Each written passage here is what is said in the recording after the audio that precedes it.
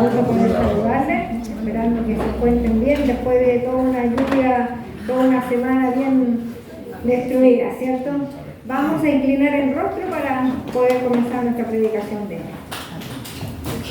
Amante Padre Salvador, que mora a la altura de los cielos, te damos gracias, mi Señor Santo, porque un grupo de tus hijos niños, Señor Santo, adoran, alaban tu nombre. Pone su corazón dispuesto, Señor Santo, para seguir pregonando el Evangelio, esperando que tú puedas estar con cada uno de nosotros, los adultos también, para que podamos seguir tu obra. Acompáñanos hoy siempre, que tu Santo Espíritu pueda estar con nosotros, Señor, para que podamos comprender y entender lo que tú nos quieres decir hoy. Te lo rogamos y te lo pedimos en el dulce nombre de tu Madre Hijo Jesús. Amén. Hermanita Carolina, ¿un PPT? Sí, perfecto. Con el puro título, mi querido hermano, vamos hoy día a ver una escena y película de terror. Espero, bueno, a mí no me gusta mucho, pero créanme que esta, a pesar de que se ve mala, se ve fea, pero tiene un final maravilloso. Así que el ser humano aprendemos de cuatro formas distintas. Nuestro aprendizaje, ahora que tenemos a los niños, ¿cierto? Esta aplicación también es única para ellos. Tenemos el visual, el auditivo, el escrito y el kinésico, que el kinésico es la acción, que es lo que pensamos y queremos al término de este sermón que la llevemos a la casa para poder hacer la referencia a este sermón. Vamos a ver un poquitito de historia sobre esta predicación que se encuentra en Ezequiel 37 del 1 al 14, pero vamos a ver un poquitito de historia más o menos de lo que se refiere. Siguiente, por favor. Esta se trata de la historia del pueblo de Israel que fue exiliado, ¿cierto? Aquí vemos la historia del primer templo, del segundo templo que fue construido por Salomón. Esto lo encontramos en Primera de Reyes, del 1 al 11, en Segunda de Crónicas 1 al 9. Vemos cómo el pueblo de Israel tuvo que peregrinar después de la caída, ¿cierto?, de la ruina del templo y todo lo que con eso llevó y todo lo que hizo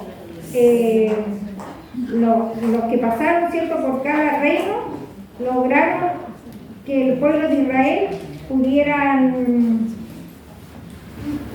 ellos hacer que nuestros huesos se secaran y pereció nuestra esperanza. Dice en el libro de Ezequiel se desarrolla uno de los periodos más de la historia más terrible y más oscuro, que fue el exilio babilónico, después de la caída de Jerusalén y el templo de Salomón. Dice,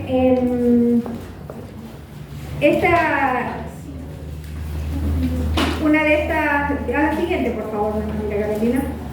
Una de las siguientes dice, ¿vivirán estos huesos?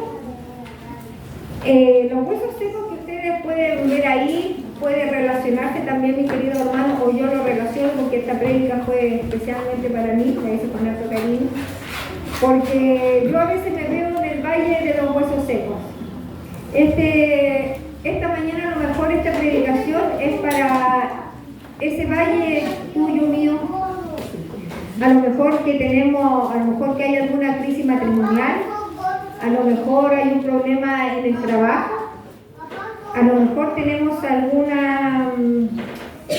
algún corazón roto por alguna decepción. A lo mejor en esta semana te vas a enterar de algún examen, los resultados de tus exámenes, dependiendo lo que tengas.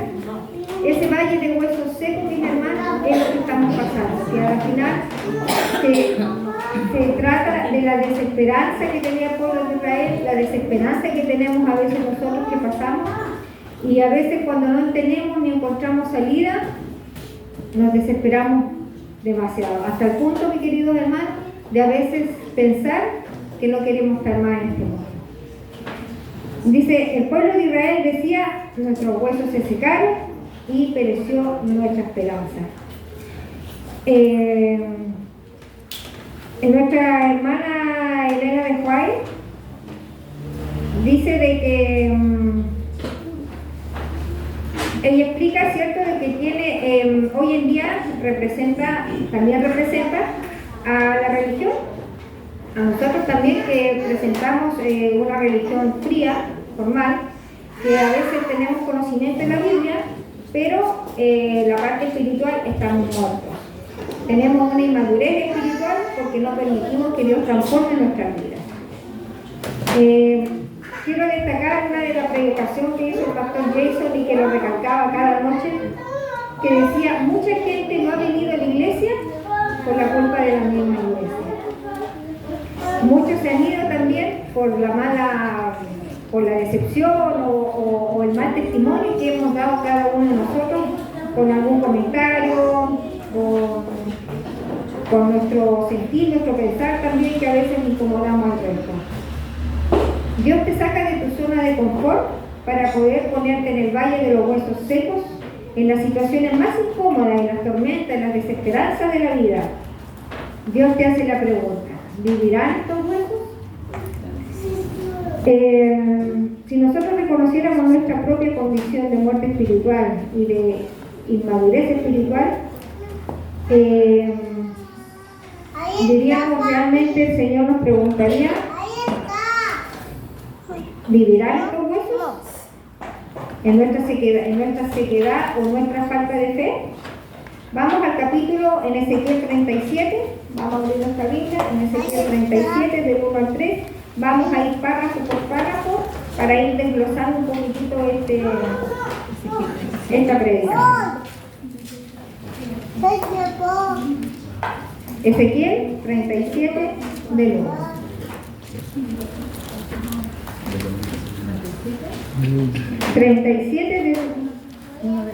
Del 1 al 3 vamos con esto. ¿Quieres leer tú?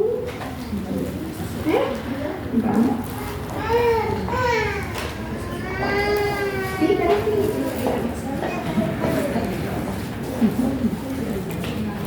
El Señor puso su mano sobre mí y me hizo salir lleno de su poder y me colocó en un valle que estaba lleno de huesos. El Señor me hizo recorrerlo en todas direcciones. Los huesos cubrían el valle, eran muchísimos y estaban completamente secos.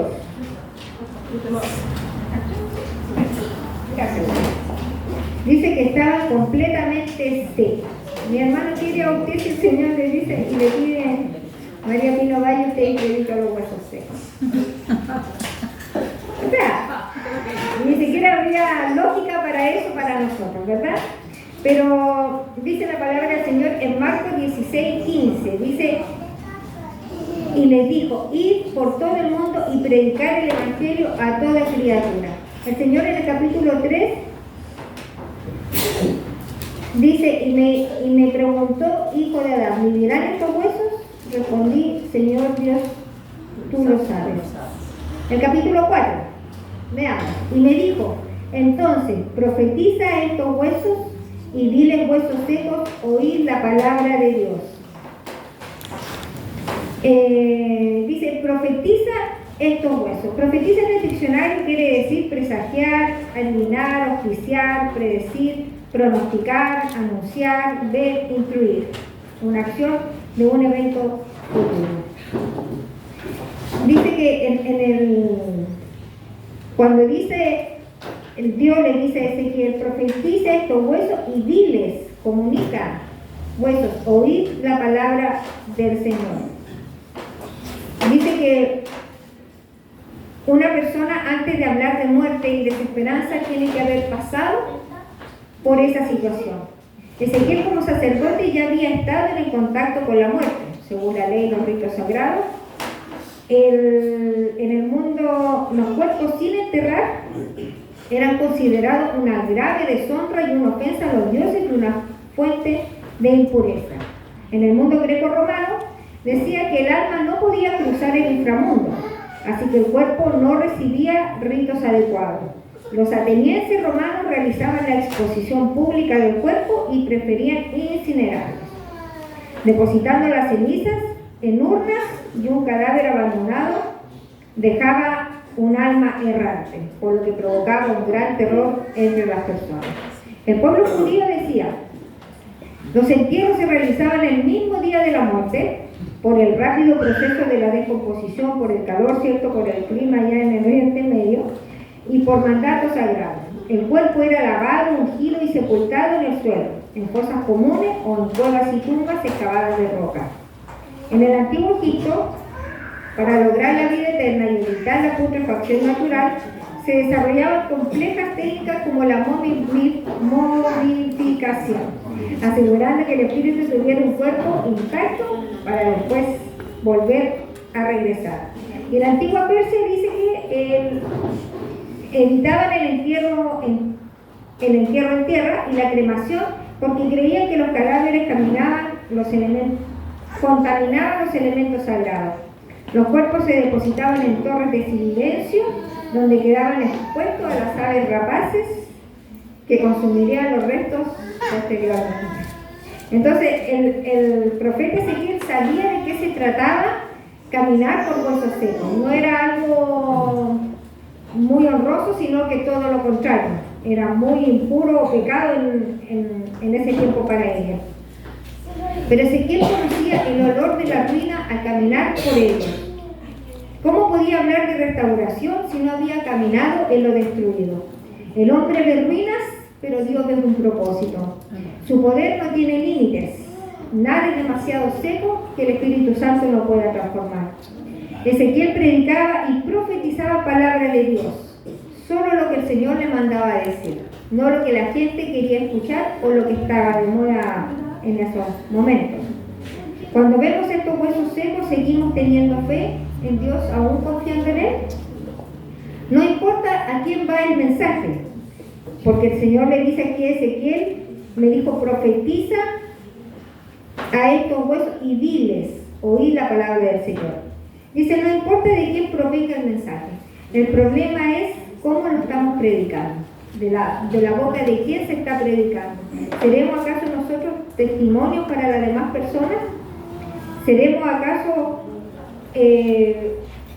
estando en la casa, seremos los mismos que estamos acá en la iglesia? ¿El testimonio que damos en la casa, en el trabajo, en la calle, será el mismo que estamos dando en nuestra casa? O sea, en nuestra iglesia, perdón.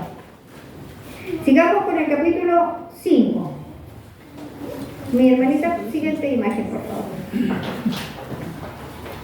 El capítulo 5 dice, así dice Dios el Señor, estos huesos yo infundiré aliento de vida en vosotros y viviréis.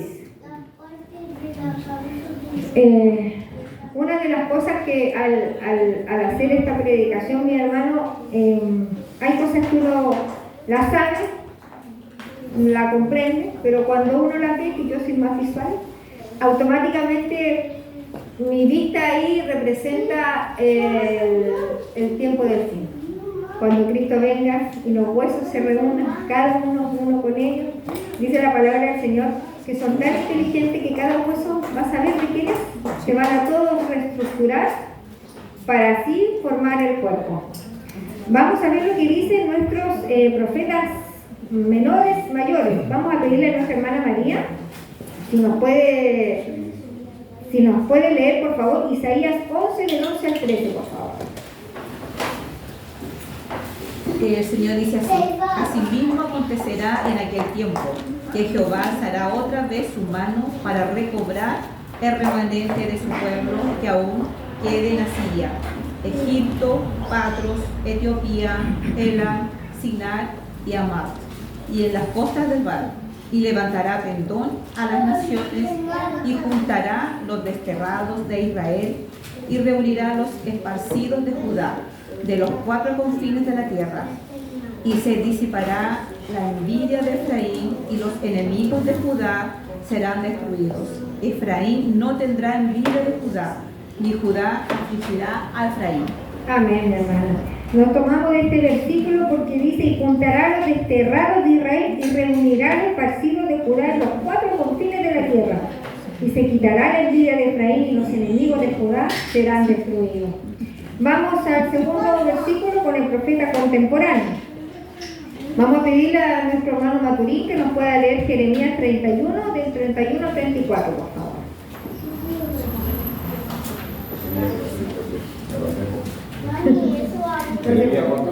Jeremías 31, del 31 al 34. Estamos viendo cómo los profetas mayores, desde el Antiguo hasta el Nuevo Testamento, cómo tiene entrelazado. 31, 31, del 31 al 34. 31, 34.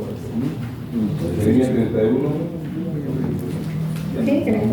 Vienen días, dice Jehová, en los cuales haré un nuevo pacto con la casa de Israel y con la casa de Judá, no como el pacto que hice con sus padres el día que tomé su mano para sacerdote de la tierra de Egipto, porque ellos olvidarán mi pacto, aunque fui yo marido para ellos, dice Jehová. Pero este es el pacto que haré con la casa de Israel después de aquel día, dice Jehová. Pondré mi ley en su mente y la escribiré en su corazón. Yo seré su Dios y ellos serán mi pueblo. Y no enseñarán más ningún a su prójimo, ni ningún a su hermano, diciendo: conoce a Jehová, porque todos me conocerán, desde el más pequeño de ellos hasta el más grande, dice Jehová, porque perdonaré la maldad de ellos y no me acordaré más de su pacto. Gracias, mi hermano. Y dice, y borrará, ¿cierto?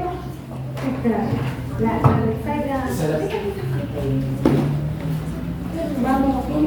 Ok. Y borrará, ¿cierto? De su pueblo. Vamos al libro de Oseas 1:1. Vamos a pedir a nuestra hermana Bernarda que nos pueda buscar el libro Oseas 1:1. Palabra de Jehová que vino a Oseas, hijo de Leví, los días de Josías, Joaquín, Acaz, Ezequías, rey de Judá, de los días de Jeroboam, hijo de Joás, rey de Israel. Gracias, mi querida hermana. Vamos a los profetas menores. En Zacarías 10:10. Nuestro hermano Juan Fernández, por favor, si nos puede buscar Zacarías 10:10. ¿Qué nos dice? 10:6, perdón, mi hermano, 10:6.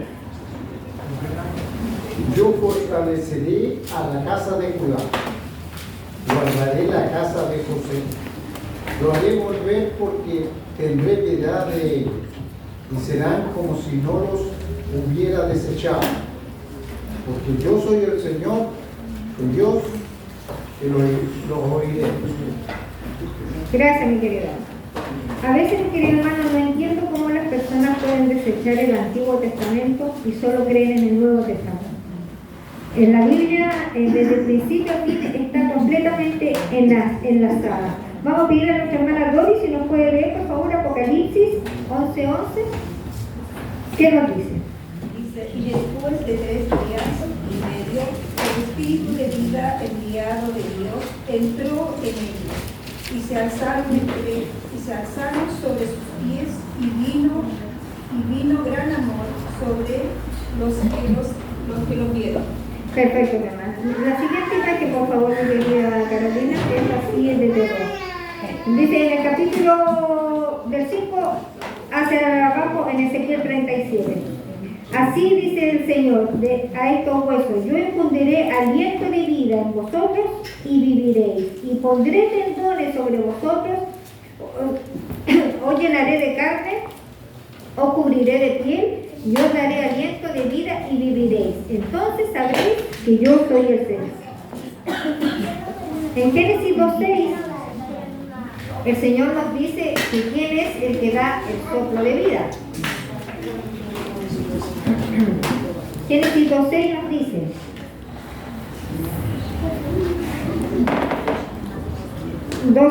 entonces Dios, el Señor, modeló al hombre del polvo de la tierra, sopló en su nariz aliento de vida, y el hombre llegó a ser un ser viviente. Entonces, ¿quién es el que da el soplo de vida? Perfecto. Dice en Apocalipsis, y vimos los profetas en el Nuevo y Antiguo Testamento, Dice que en ambos pasajes destaca el concepto del espíritu de vida, infundido directamente por Dios.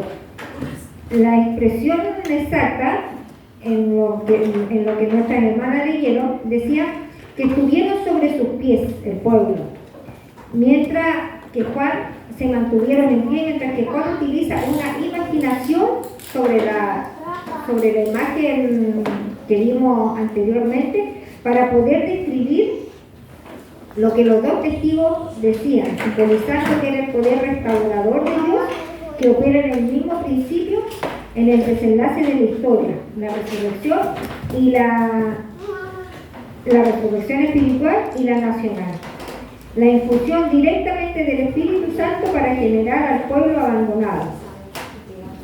Nuestra hermana que dejó ahí dice, en la maravillosa gracia de Dios, en el manuscrito, página 319, dice: Dios nos vivificó para vida espiritual, trajo gracia y perdón y llenó el alma de vida nueva. De este modo, el pecador pasa de la muerte a la vida. Muchos todavía no tienen el conocimiento de Cristo, porque la Iglesia no ha recibido el aliento de vida para levantarse a predicar con poder. La siguiente, mi querida. Sigamos leyendo el capítulo del 7 en adelante. Profeticé, dice Ezequiel, pues como me fue mandado, y hubo un ruido y un temblor mientras yo profetizaba, y los huesos se llegaron cada uno a su hueso. Versículo 8. Y al mirar vi tendones sobre ellos, y la carne y la piel los cubrió, pero no había en ellos espíritu, o sea, no había en ellos aliento, era el soplo de vida. El 9. Y me dijo, profetiza el aliento de vida, hijo de Adán, y dile, así dice Dios el Señor, aliento de vida, ven de los cuatro vientos y da aliento a estos muertos para que vivan. Capítulo 10.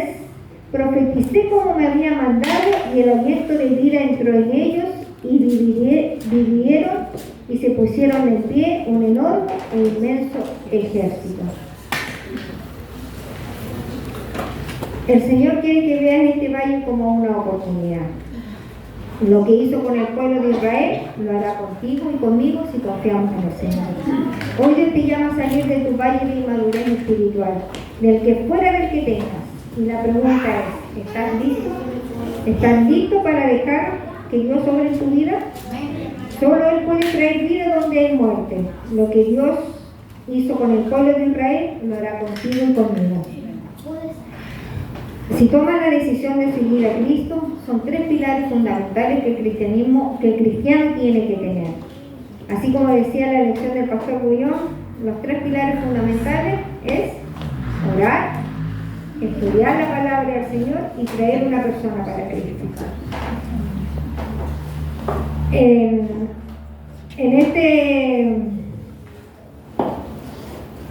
Dice, el conocimiento intelectual es la armadura del cuerpo, pero el aliento del Espíritu Santo es lo que capacita al ejército para marchar y proclamar el mensaje del tercer ángel en el fuerte clamor. Siguiente imagen, por favor, mi hermana. ¿Qué estás haciendo hoy por predicar el Evangelio? En el capítulo 10 dice, profeticé como me había mandado, y el aliento de vida entró en ellos y vivieron, y se pusieron de pie un enorme e inmenso ejército. ¿Será que en ese ejército estaremos tú y yo cuando Cristo venga? Quisiera hacer una pequeña referencia, la siguiente, mi querida mamá.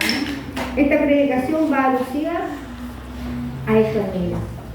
Estos niños hemos estado trabajando todo este primer semestre con estos niños, y déjenme decirles que ha sido de una ayuda espiritual para varios hermanitos, postrados algunos, otros que se les dificulta venir a la iglesia, pero me emociona esto, mi querido hermano, porque siguiente imagen, mi querida,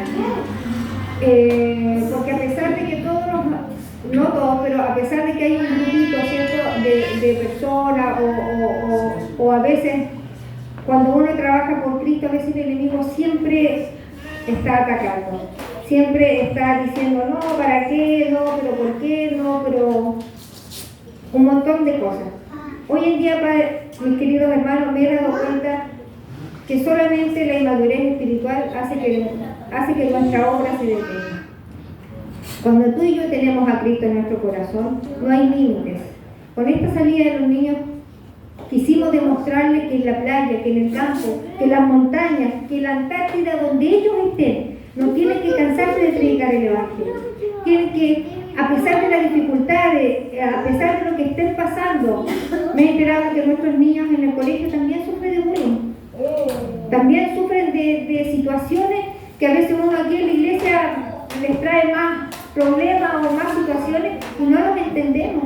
Pero ellos en su corazón está el Espíritu Santo. Gracias a estos niños, mis queridos, 2 almas que hemos podido visitar, ya bajaron al descanso. Esa satisfacción, mis queridos hermanos, que pudieron y que se llevaron el mensaje y que están durmiendo en Cristo para que la familia pueda volver a verlo, es algo impagable. Y sobre todo la tercera persona, que es nuestro hermanito Jorge, que ya tomó la decisión de bautizarse. Para nosotros y para estos niños es un anhelo y es un gozo. ¿Saben por qué? Porque la hermana Juárez dice, en los escritos de los últimos días, dice: las estrellas en la corona de la victoria. La hermana Juárez se menciona: cada persona redimida recibirá una corona otorgada por Jesús, y que por cada alma que ayudó a ganar para Cristo, habrá una estrella brillando en esa corona. Los redimidos se acercarán para agradecer personalmente a quienes fueron instrumentos de Dios para guiarlos a la verdad y al bautismo. Dice también que la entrega al servicio cristiano cambia el carácter de los creyentes en esta vida, y los que ponen en situación en sintonía con la atmósfera del cielo y la capacidad de amor, de alabar, disfrutar de la presencia de Dios con los demás. Mi querido hermano, déjenme decir, ¿dónde está Keisha? ¿Keisha, diga hola? Ok. Keisha tiene 8 años. Y lo que dice la palabra del Señor, y la hermana Juárez dice que Keisha y todos los niñitos ya tienen 3 estrellas. De solo hecho de haber llevado a hablarle, cantarle y orarle para que las personas puedan entregar su vida a Jesús. Siguiente, mi querida hermana. Siguiente. Mi querido hermano, esta estadística dice que cada 14 minutos ocurre un intento de suicidio. Y por ese suicidio, una sola persona, hay 20 intentos de suicidio más. En realidad la cifra es alarmante. A veces en nuestra iglesia no sabemos qué hacer, no sabemos por dónde partir, no sabemos cómo ayudar. Mi queridos hermanos, hoy día en nuestra iglesia, abro paréntesis, tuvimos que cambiar de página de Facebook en nuestra iglesia y se realizó otra. Teníamos 200 seguidores más o menos en la que teníamos anteriormente. Hoy día, mis hermanos, tenemos 1200 seguidores. ¿Por qué lo digo? Si ustedes supieran, mis hermanos, cuántos mensajes de Messenger, cuántos mensajes de WhatsApp, cuántas personas están pidiendo, suplicando que le hablen de Cristo, mis hermanos, no dimensionarían. Hoy en día, por el director del Ministerio de las Posibilidades, hay 2 hermanos que nos están ayudando con este tema de las personas que están por las redes sociales, están pidiendo ayuda espiritual. Nuestra hermana Margaret de la Iglesia de Villoto Norte y nuestro hermano Vladimir Rodríguez de la Iglesia de Villoto Norte. Necesitamos más, mis queridos hermanos. El Señor dice: mucha es la mies y pocos son los obreros. Siguiente, mi querida hermana. De casualidad estamos esperando, como la imagen dice, que pasemos 106 horas bajo los escombros, bajo la tierra, donde está tu valle de huesos secos, donde está todo oscuro. Alrededor de 4 días más o menos pasó este joven suplicando para que el Señor tuviera misericordia de él y que le transformara su vida para poder predicar el Evangelio. Mi hermano, si tú, si yo, si los niños no predicáramos el Evangelio, lo va a predicar la basura. Lo va a predicar la basura. Mi querido hermano, el llamado de esta mañana es que podamos ser transformados por el Espíritu Santo, que a pesar de la condición en que estamos en el valle de sombra, que estemos, nuestros huesos secos, que estemos, que pidamos y clamemos al Señor, que Él nos pueda ayudar. Y la obra de Dios y el mensaje de salvación no se detendrán, mi hermana, la siguiente. Porque si callamos por temor, por vergüenza, por inmadurez espiritual, Dios hará clamar las piedras. Que dice en Lucas 19:40, y respondió y les dijo, os digo, si estos callaron, las piedras hablarían. Mi querido hermano, si deseas que Dios haga la obra en ti en esta mañana, te invito a ponerte de pies y oremos para que el Señor pueda estar con nosotros y podamos seguir predicando la Evangelio.